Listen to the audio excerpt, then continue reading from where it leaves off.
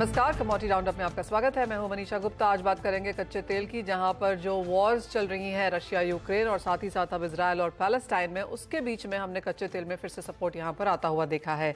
साथ ही बात करेंगे सोने की, जहां पर भी कुछ तेजी बरकरार है। यहां पर जिस तरह से डॉलर इंडेक्स में गिरावट है और सेफ हेवन खरीदारी देखने को मिली है, सोने ने अपने नियर टर्म सपोर्ट लेवल्स यहां पर होल्ड करे हैं।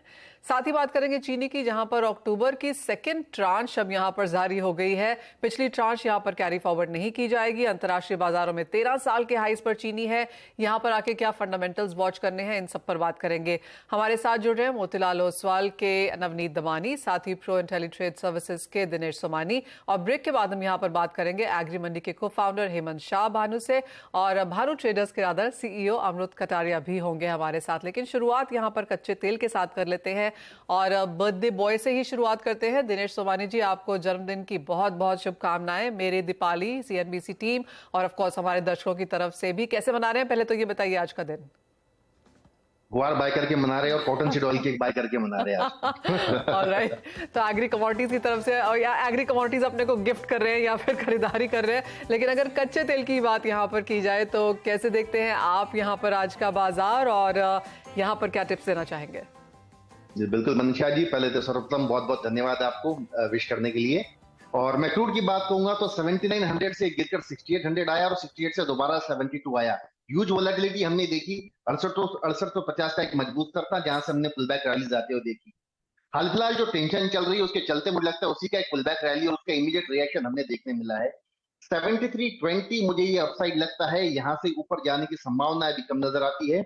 जो भी बाइंग होगी निचले स्तर से मुझे लगता है 7320 के आसपास इसे एग्जिट किया जाए, और वहां से दोबारा नीचे अगर डिप मिलता है तो बाइंग की सलाह दी जा सकती है। हाल फिलहाल अभी 7160-70 का रेंज है, यहाँ पर बाइंग की सलाह है और 7320 में इसका एग्जिट का मौका मिलेगा। नवनीत, आपका सजेशन क्या है कच्चे तेल पर? मिडिल ईस्ट टर्मोइल को कीनली वॉच तो कर ही रहा है मार्केट, और एक आशंका तो है ही, अगर जरा सी भी टेंशंस एस्केलेट होती हैं तो प्राइसेस कच्चे तेल के सर्च कर सकते हैं। बट आपको किस तरीके की क्वेरीज क्लाइंट्स की तरफ से आ रही हैं कच्चे तेल को लेकर? क्या सजेशंस आप दे रहे हैं इस माहौल में? दीपाली जी, लास्ट वीक हम सीएनबीसी के शो पर डिस्कस कर रहे थे कि यहाँ पर पूरी तरह से जो डिमांड साइड पुल है वो थोड़ा सा वीक हो रहा है और सप्लाई साइड फैक्टर्स अभी भी काफी हावी है, पर जिसके चलते मार्केट में थोड़ा सा करेक्शन हमने प्राइसेस में आते हुए देखा था, और करीब करीब ऊपरी स्तरों से 10% के आसपास प्राइसेस कोलैप्स हो गए थे। अचानक से वीकेंड पे जज्बात बदल गए हैं, रुख बदल गया है प्राइसेस का, एंड हमने एक मोमेंटम तेजी आते हुए देखी है। मुझे लगता है यहाँ से $1.5 से $2 और एट बेस्ट $2.5 तक की तेजी आपको यहाँ से देखने मिल सकती है। ब्रेंट करीब करीब 90 के आसपास जा सकता है, WTI करीब 87-88 के आसपास आता है। यहाँ से अगर बहुत ज्यादा फर्दर एस्केलेशन इन वॉर नहीं हुआ तो इसके चलते डोमेस्टिक स्तरों में अगर मैं कहूँ तो एक अच्छा रीजनेबल पुल बैक 6800 से 7100 तक ऑलरेडी देख चुके हैं। यहाँ से 40-50 रुपए गिरे यानी 7100 के आसपास मिले तो 100 रुपए रिस्क से बाई किया जा सकता है। 7300 के आसपास के टारगेट देखने मिल सकते हैं। ओवरऑल यहाँ पर एक रीजनेबल पुल बैक हम देख चुके हैं, और बहुत बड़ा एस्केलेशन नहीं होगा तो बहुत ज्यादा क्रूड ऑयल में सब्सटेंशियल अपसाइड भी देखने नहीं मिलेगा, तो मे बी 200 रुपए के अपसाइड के आसपास ये थम सकता है। ये तो बात हुई यहाँ पर कच्चे तेल की। लेकिन नवनीत, नेचुरल गैस की अगर बात की जाए तो यहाँ पर ओवरनाइट अच्छा खासा उछाल देखने को मिला है। 300 क्रॉस करता हुआ दिखता है बहुत जल्दी। बहुत टाइम से सप्रेस्ड मोड में था, और करीब करीब 2 से 3 महीने तक ये 220 on the lower side, 240 on the higher side, ये रेंज में ट्रेड करा था।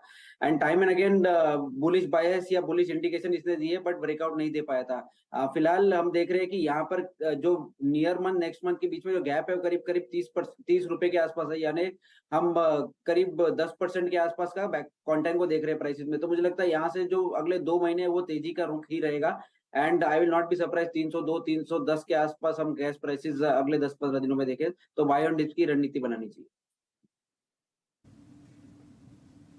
ओके, बाय एंड डिप्स की स्ट्रैटेजी रहेगी नेशनल गैस पर भी। अब बात कर लेते हैं गोल्ड सिल्वर की। गोल्ड से शुरुआत करेंगे, जहां पर हमने अगेन मिडिल ईस्ट कॉन्फ्लिक्ट्स की वजह से ही प्राइसेस में सर्ज आते हुए देखा है। फिलहाल प्राइसेस स्टेबल जरूर हैं, लेकिन आगे के लिए अगेन किस तरीके से ये पूरा इवेंट अनफोल्ड होता है, प्लस यूएस के जो इन्फ्लेशन डेटा है उसको भी मार्केट कीनली वॉच करेगा।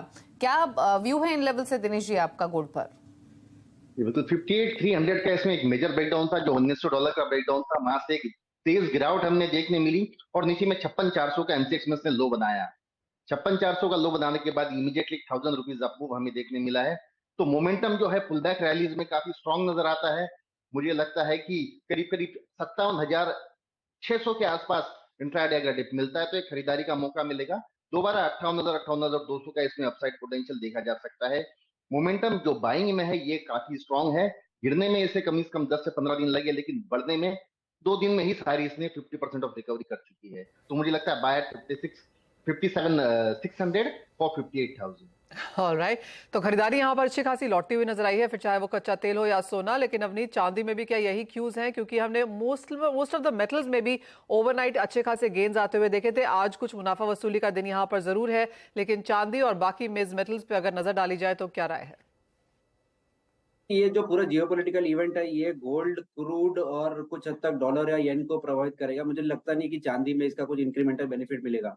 तो ये जो छोटा मोटा पुल बैक हम चांदी में देख रहे हैं या मेटल्स में देख रहे हैं, ये लार्जली डॉलर इंडेक्स के रिट्रेसमेंट की वजह से। चांदी में आज थोड़ा सा नेगेटिव रुख है और यहाँ से नेगेटिविटी और बढ़ सकती है और यहाँ से करीब करीब 800,000 पॉइंट का करेक्शन अगले 1-2 दिनों में आ जाए, ये पॉसिबल हो सकता है। तो मैं बहुत आउटराइटली बुलिश नहीं हूँ, चांदी में थोड़ा बहुत करेक्शन आ सकता है। जब तक 70,000 के स्तर फिर से नहीं टूट जाते, थोड़ा बहुत सेल ऑन रैली का मोमेंटम रहेगा सिल्वर के अंदर। तो एज ऑफ नाउ 800,000 पॉइंट की नरमी का रुख। राइट, तो साथ ही जैसे आपने कहा कि मेटल्स में भी बहुत ज्यादा तेजी की एक्सपेक्टेशन नहीं है, और जिस तरह से इंटरनेशनल स्टडी ग्रुप का डेटा भी आया है, हम कॉपर में, एल्यूमिनियम में, जिंक में, लेड में सरप्लस की एक्सपेक्टेशन कर रहे हैं इस साल भी और अगले साल भी। कितना प्रेशर उसका आगे जाकर भी बरकरार रह सकता है?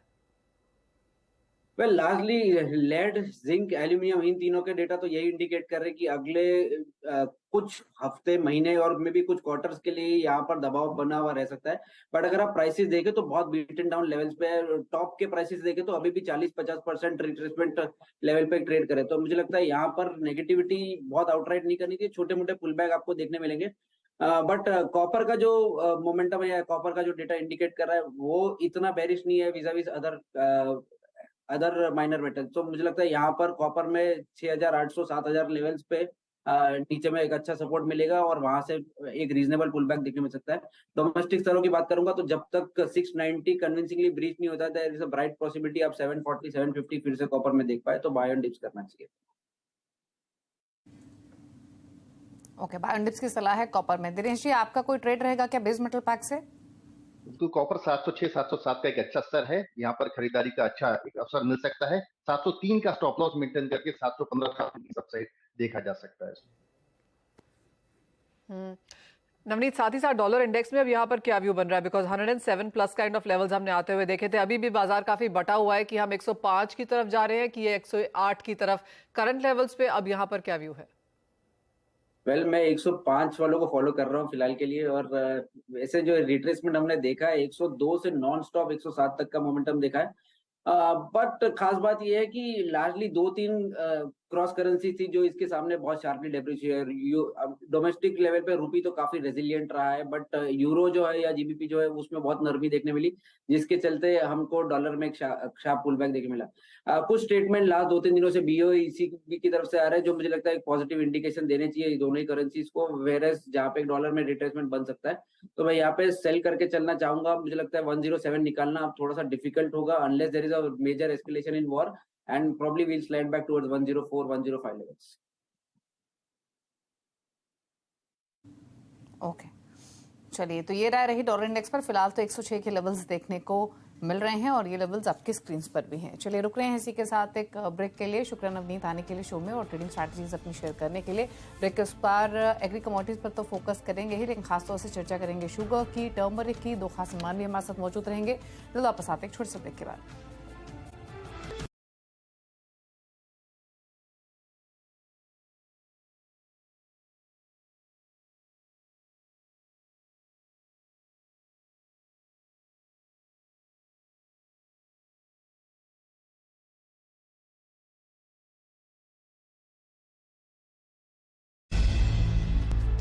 नमस्कार, स्वागत है आपका। और हमारे साथ एग्री मंडी के को फाउंडर हेमंत शाह मौजूद हैं। हेमंत, नमस्कार। सबसे पहले आपसे जानना चाहेंगे, जो 15 लाख टन चीनी का अगला ट्रांच अक्टूबर के महीने के लिए अब सरकार ने जारी किया है, इसके क्या मायने हैं, कितनी मांग है उसके सामने?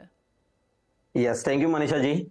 सो लास्ट 21 सितंबर को ही हमने देखा था कि गवर्नमेंट ने 13 लाख मेट्रिक टन का फर्स्ट ट्रांच जो दिया था, और कल गवर्नमेंट ने 15 लाख मेट्रिक टन का नया ट्रंच सेकेंड ट्रंच जो दिया है, तो उसके चलते फेस्टिवल सीजन भी आ रही है, फेस्टिवल सीजन की डिमांड भी चीनी में रहेगी। तो वो हिसाब से अब जो 15 लाख मेट्रिक टन का जो कोटा जो अलॉट किया है वो 31 अक्टूबर तक का रहेगा।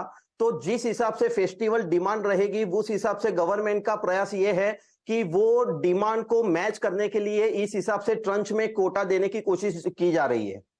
क्लियरली। साथ ही हेमंत, बाजार यहाँ पर इंटरनेशनल मार्केट्स को भी देख रहा है, जहां पर भाव फिर से 12-13 साल के हाईज पर चलने लगे हैं और ऐसा माना जा रहा है कि इंडिया शायद ही इस मार्केट में एक्सपोर्ट करता हुआ नजर आएगा।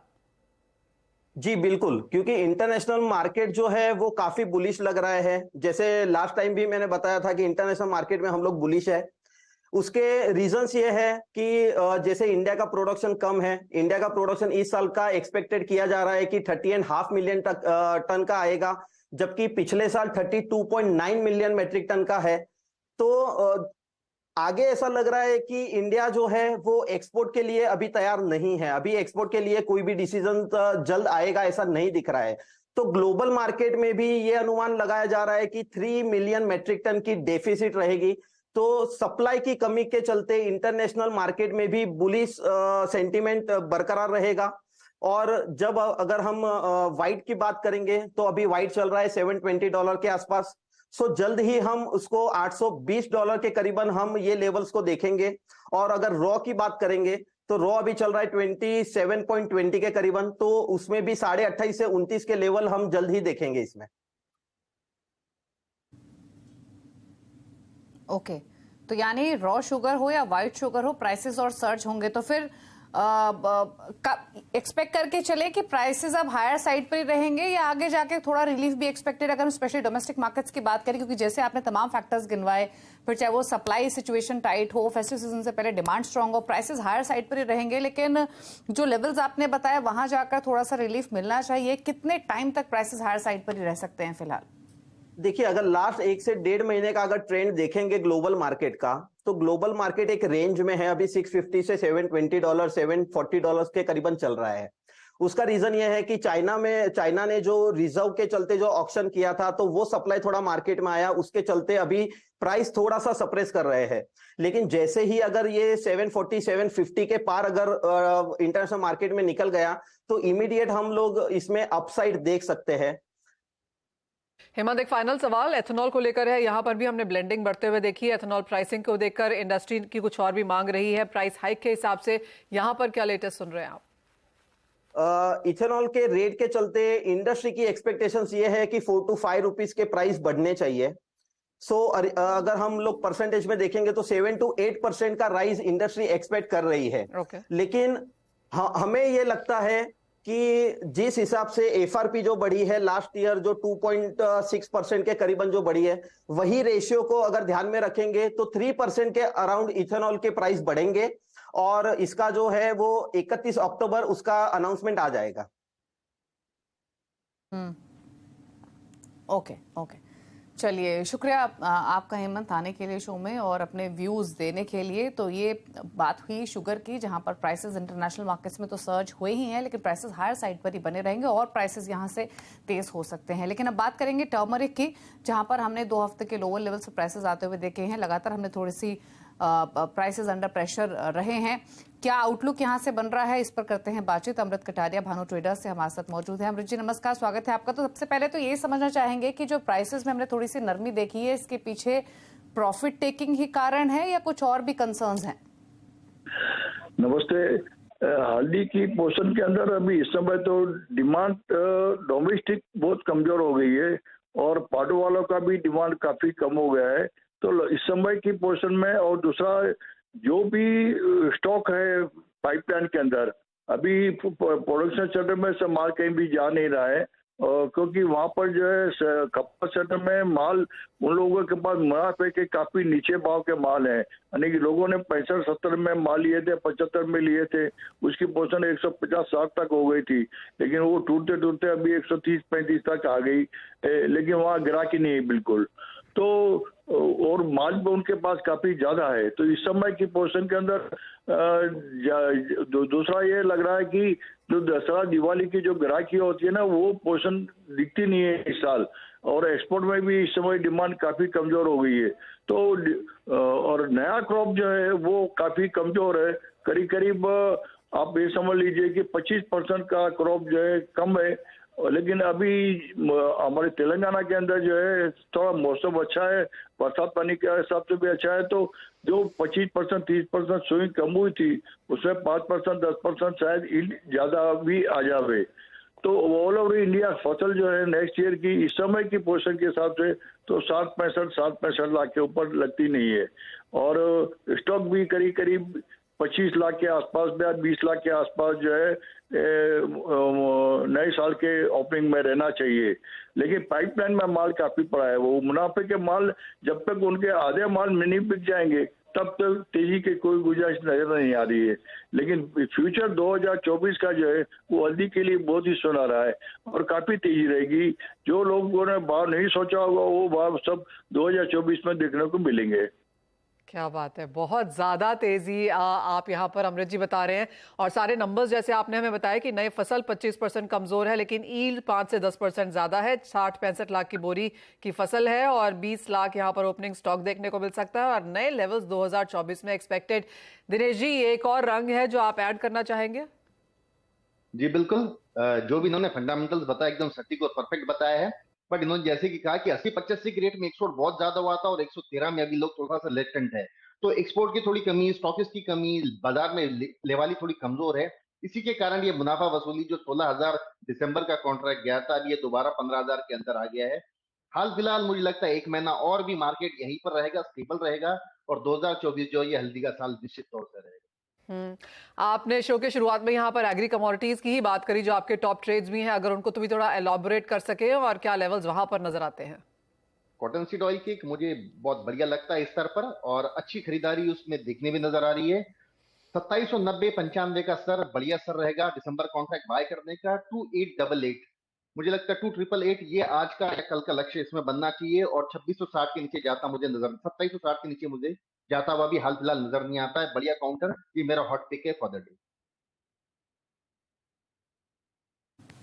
Hot pick for the day है कॉटन सीड ऑयल के, जहां पर तेजी करने की सलाह है 2801 के आसपास फिलहाल कारोबार करते हुए। तो ये तो बात हुई एग्री स्ट्रैटेजीज की। टर्मरिक पर भी आपको एक आउटलुक मिला है, जहां पर अमृत जी तो काफी बुलिश यहाँ टर्मरिक पर नजर आ रहे हैं। शुक्रिया अमृत जी अपने व्यूज देने के लिए टर्मरिक पर। रुक रहे इसी के साथ एक ब्रेक के लिए। मुझे मनीषा जी को दीजिए इजाजत। दिनेश जी आपका भी शुक्रिया शो में आने के लिए। इसी के साथ शो में तो इतना ही। ब्रेक के बाद देखिए वायदा मार्केट का एक्शन फ्यूचर एक्सप्रेस में। नमस्कार।